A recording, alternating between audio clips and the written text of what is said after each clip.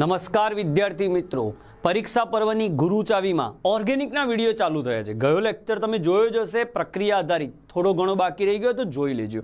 આજે ફરી એકવાર એવો જ એક સરસ વિડીયો લઈને હું ઉપસ્થિત થયો છું.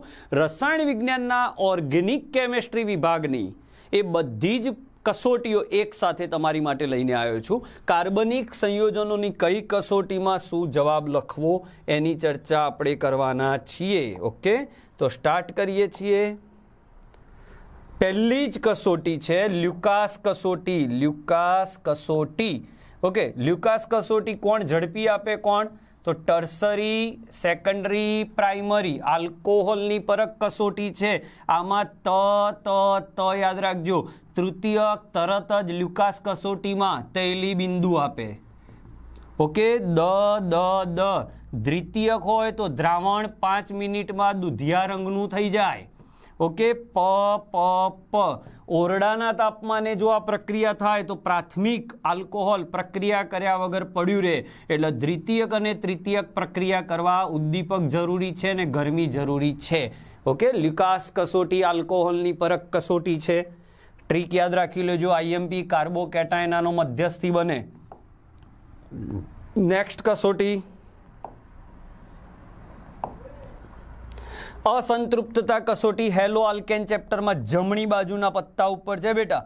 અસંતૃપ્તતા કસોટી એટલે શું? કયા અણુઓમાં ડબલ બોન્ડ છે એ ચેક કરવા માટે આ કસોટી વપરાય. આમાં બ્રોમિનને પોતાનો રંગ હોય છે કથ્થઈ રંગ, પણ જો અહીંયા અસંતૃપ્તતા હશે તો બ્રોમિન એની સાથે પ્રક્રિયા કરી રંગવિહીન બની જશે, કારણ કે Br2 જતો રહ્યો અને વિસિનલ ડાયબ્રોમાઇડ બનાવશે. 2 માર્કમાં થિયરી પણ પૂછાય.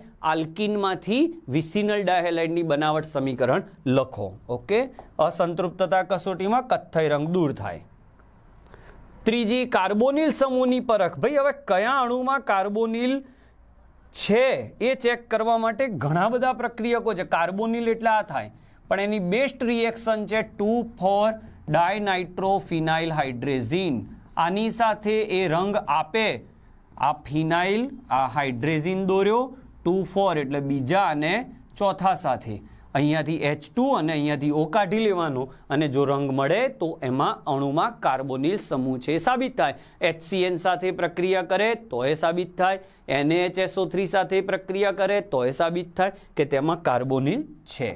ઓકે, બહુ આઈએમપી નથી પણ હતી તો આપણે લઈ લીધી. ચલો, ઓહો, બહુ જ આઈએમપી રિએક્શન, બહુ પ્રખ્યાત. ટોલેન્સ કસોટી. ટોલેન્સ કસોટીની અગત્યની વાતો કરી દઉં. ટોલેન્સ કસોટી કોની સાથે થાય? ટોલેન્સ કસોટી એ એલિફેટિક આલ્ડીહાઇડ, એરોમેટિક કીટોન સાથે ના થાય અને એરોમેટિક આલ્ડીહાઇડ સાથે થાય. અહીંયા થાય, અહીંયા થાય, અહીંયા ના થાય. કઈ કસોટી? જોડે લખતા રહેજો. કોષ્ટક લખવું હોય તો ટોલેન્સ. જ્યારે ફેહલિંગ કસોટી જે છે એ એરોમેટિક સાથે ના થાય, એલિફેટિક આલ્ડીહાઇડ સાથે થાય, કીટોન સાથે ના થાય. યાદ રાખજો. તો આને પ્રક્રિયા સમીકરણ કેવી રીતે મોઢે કરવું? તો આલ્ડીહાઇડ છે એનો આ જે કાર્બન છે, કાર્બન એનું ઓક્સિડેશન આંક ગણશો તો -2 +1 તો આ +1 થશે. અહીંયા તમે કાર્બનનો ઓક્સિડેશન આંક ગણશો તો +3 થશે. એજીનો આ ભૂલી જાઓ બગડો તો આ +1 થશે અને અહીંયા 0. તો અહીંયા તમે જો +1 માંથી +3 2નો વધારો છે અને અહીંયા 1નો ઘટાડો, એટલે સરખું કરવા અહીંયા બગડો લગાડ્યો. હવે બગડો લગાડો એટલે એજી 2 વાર થઈ ગયા. 2 વાર આ કસનળીના તળિયે ભેગો થઈ જાય એટલે સિલ્વર મિરર જેવું દેખાય. રજત દર્પણ કસોટી પણ આને કહેવાય. ટોલેન્સ પ્રક્રિયક કયો છે? તો આ કહેવાય. આનું IUPSC નામ પૂછાય. સંકીર્ણ સંયોજનની અંદર 2 મોલ પાણી છૂટું પડશે અને એમોનિયા 2 અને 2 4 વાર છૂટો પડશે. રેડોક્સની મદદથી કરી શકાય. આ બહુ અગત્યનો પોઈન્ટ છે. એરોમેટિક આલ્ડીહાઇડ સાથે ટોલેન્સ પ્રક્રિયા આપે, પણ ફેહલિંગ ટેસ્ટ એ એરોમેટિક આલ્ડીહાઇડ સાથે ના મળે. નેક્સ્ટ જોઈએ ફેહલિંગ ટેસ્ટ. ફેહલિંગ ટેસ્ટ હમણાં જ આપણે ચર્ચા કરી એ મુજબ કે આ પ્રક્રિયા ફરીથી એલિફેટિક આલ્ડીહાઇડ સાથે જ થશે. આ પ્રક્રિયામાં Cu2+નું આમાં પણ ઓક્સિડેશન આંક વાપરો. કાર્બનનો +1, અહીંયા કોપર, આ બગડો હાલ ભૂલી જાઓ. +2 હોય, અહીંયા કાર્બનનો +3, અહીંયા તમે ગણશો તો +1 થશે. ઓકે, તો અહીંયા તમે જોશો તો એક કોપરનો +1 એવા 2 કોપર છે એટલે +2, અને અહીંયા એક કોપરનો +2 એવા 2 કોપર તો 4. 4માંથી 2, 2નો ઘટાડો, 1માંથી 3, 2નો વધારો, એટલે અહીંયા હવે ગુણવાની કોઈ જરૂર રહેતી નથી. વીજભાર સંતુલન કરી દો, +4 વીજભાર થયો, આ બાજુ -1 છે એટલે વીજભાર સંતુલન કરવા -5 OH લેવા પડે, H સંતુલન માટે પાણી. ફેલિંગમાં મોસ્ટ આઈએમપી એરોમેટિક આલ્ડીહાઇડ આ પ્રક્રિયા નહીં આપે. નેક્સ્ટ જોઈએ, આયોડોફોર્મ આ કોઈ પણ ભોગે કરી જ દેજો મિત્ર. આયોડોફોર્મ કસોટી કેવી રીતે તૈયાર કરવી બહુ જ આઈએમપી છે. આયોડોફોર્મ કસોટી પૂછાવાની રીતો લખી દઉં. NaOH + I2 સાથે પ્રક્રિયા કોણ આપશે? આલ્કલી + I2 સાથે પ્રક્રિયા કોણ આપશે? NaOI સાથે પ્રક્રિયા કોણ આપશે? સોડિયમ હાઇપોઆયોડાઇડ સાથે પ્રક્રિયા કોણ આપશે? આ બધા પ્રશ્નોનો જવાબ હું હવે જે લખું એ જેની જોડે ભાઈ NCERT લેવલની વાત છે, JEE નીટ માટે નથી વાતો થઈ રહી અત્યારે.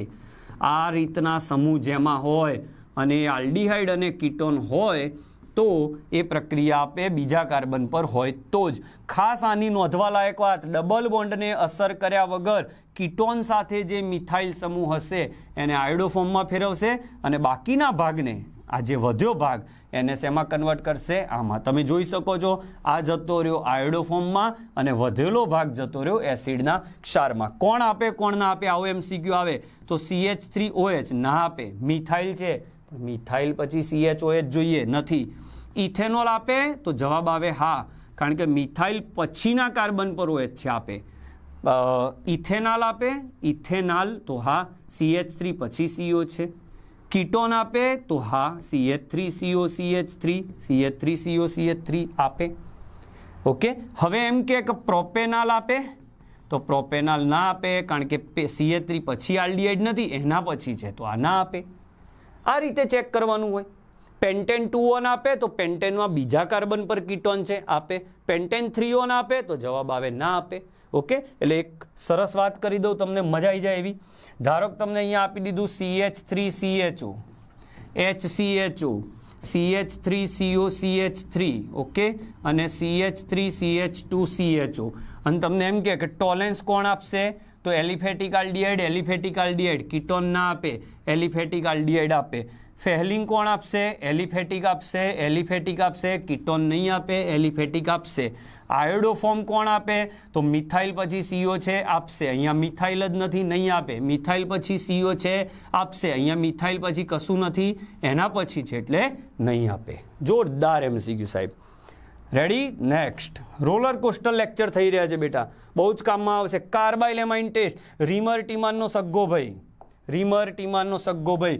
રીમર ટીમાન, ટીમાન યાદ રાખવાની ટ્રીક, 3 અક્ષર CHCl3, ફરીથી 3 અક્ષર, 3 મોલ KOH. પણ ત્યાં છે ને બેટા જલીય છે, KOH ની જગ્યાએ તમે NaOH પણ લઈ શકો. અને અહીંયા જે KOH હશે એ આલ્કોહોલિક છે. આ ક્યાં વપરાય? તો પ્રાથમિક એલિફેટિક એમાઇન અને પ્રાથમિક એરોમેટિક એમાઇન આ પ્રક્રિયાથી આઇસોસાયનાઇડ બનાવે. આ જે આઇસોસાયનાઇડ બન્યો એ ખૂબ જ ખરાબ વાસ ધરાવતો અને ઝેરી પદાર્થ છે, ધ્યાન રાખજો. બહુ જ IMP છે, NC બનાવે. ઓકે, સેમ પ્રક્રિયા રીમર ટીમાન જેવી જ છે. ચલો, એને લગતા કેટલાક ફટાફટ MCQ થઈ શકે વિભેદિત કરવાની મેથડો. પ્રોપેનાલ અને પ્રોપેનોનને કેવી રીતે અલગ કરશો મિત્ર? તો પ્રોપેનાલ આલ્ડીહાઇડ છે ને આ કીટોન છે, તો ટોલેન્સ અને ફેહલિંગ ટેસ્ટ લઈ લો. ફિનોલ અને બેન્ઝોઇક એસિડ, ફિનોલ નિર્બળ એસિડ, બેન્ઝોઇક એસિડ પ્રબળ એસિડ, એટલે આ NaHCO3 સાથે ઉભરો આપે, આ ઉભરો ના આપે. Pentane 2ON, pentane 3ON, 2ON છે 3ON, આ આયોડોફોર્મ આપે, આ આયોડોફોર્મ ના આપે. ઇથેનાલ, પ્રોપેનાલ, ઇથેનાલ એટલે હમણાં જ જોયું CH3CHO, પ્રોપેનાલ એટલે આ રીતે થશે. તો અહીંયા મિથાઇલ પછી કીટોન છે, આ આપશે આયોડોફોર્મ, આ નહીં આપે. એસિટોફિનોન, બેન્ઝોફિનોન, બેન્ઝોફિનોનમાં બંને બાજુ ફિનાઇલ આવી જાય એટલે આ આયોડોફોર્મ ના આપે. એસિટોફિનોનમાં એક બાજુ COCH3 સમૂહ છે એટલે આ આયોડોફોર્મ આપે. બેન્ઝોઇક એસિડ અને એસ્ટર, આ એસિડ છે, બેઝ સાથે પ્રક્રિયા આપે, બેઝ સાથે પ્રક્રિયા ના આપે. બેન્ઝાલ્ડીહાઇડ અને એસિટોફિનોન, બેન્ઝાલ્ડીહાઇડમાં CHO છે અને એસિટોફિનોનમાં CHO નથી, તો આ ટોલેન્સ કસોટી આપે, આ ટોલેન્સ કસોટી ના આપે. ઉપરાંત એક છે, આમાં મિથાઇલ છે એટલે આયોડો ફોર્મ આપશે, આ આયોડો ફોર્મ નહીં આપે. સ્વાધ્યાયનો પ્રશ્ન છે, પૂછાવાની શક્યતા ખરી. ઓકે, ચલો જોઈએ નેક્સ્ટ MCQ. તમે જાતે પણ કરી શકો એવા MCQs છે. ઓકે, તો હવે જોઈએ આ પ્રશ્ન. ROH ZnCl2. હવે ZnCl2 જોયું એટલે લ્યુકાસ જ હોય ભાઈ. લ્યુકાસ કસોટીનો ક્રમ આવશે આ જે ભણ્યા જ છે. ઇથેનોલ ને ફિનોલની કઈ વસ્તુથી અલગ ઓળખી શકાય? FeCl3. ફિનોલ FeCl3 સાથે રંગ આપે છે. ઓકે, નેક્સ્ટ જોઈએ. બસ 2-3 મિનિટમાં પૂરું કરીએ છીએ હવે આપણે. ચલો, સરસ એક MCQ પાછો. પ્રક્રિયક કે જે એસીટોન અને બેન્ઝાલ્ડિહાઇડ બંને સાથે પ્રક્રિયા નહીં કરતો હોય, બંને સાથે પ્રક્રિયા ના કરતો હોય એવો આપણે જોવાનો. તો ફેલિંગ પ્રક્રિયક બંને સાથે ના કરે. ફેલિંગ પ્રક્રિયક એ છે કોપર સલ્ફેટ NaOH અને બીજું કોપર સલ્ફેટ, અને ફેલિંગ બી છે સોડિયમ પોટેશિયમ ટાર્ટ્રેટ આલ્કલીમાં દ્રાવ્ય કરવાના. ફેલિંગ કીટોન સાથે કે એરોમેટિક આલ્ડિહાઇડ સાથે પ્રક્રિયા નથી કરતા. નેક્સ્ટ, કોણ આયોડોફોર્મ કસોટી આપે છે? કયા કયા સંયોજનો? તો હમણાં જ આપણે શીખવાડ્યું આયોડોફોર્મ કસોટી કોણ આપે, જેમાં આ સમૂહ હોય કે જેમાં આ સમૂહ હોય. તો આની કોમેન્ટમાં મને જવાબ આપજો, આમાં જવાબ શું થઈ શકે છે. બહુ જ ઇમ્પોર્ટન્ટ MCQ છે. ચલો ફરીથી આયોડોફોર્મ કસોટી કોણ આપશે જોઈ લઈએ ફરીથી.